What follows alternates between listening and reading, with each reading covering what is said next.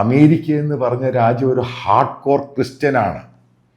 അതായത് hard core Christian എന്ന് മനസ്സിലാക്കിയ ഒരു പെന്തക്കോസ്റ്റുകാരാണ് അവർ ഇവാഞ്ചലിക്കലാണ്.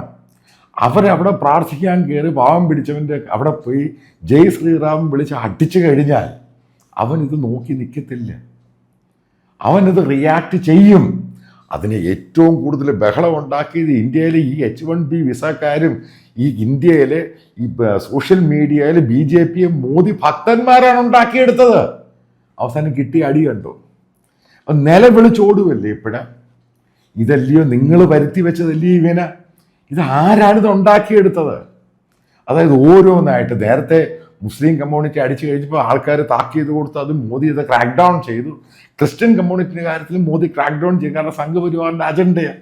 പല സ്റ്റേറ്റുകളിൽ ഇത് നടപ്പിലാക്കി.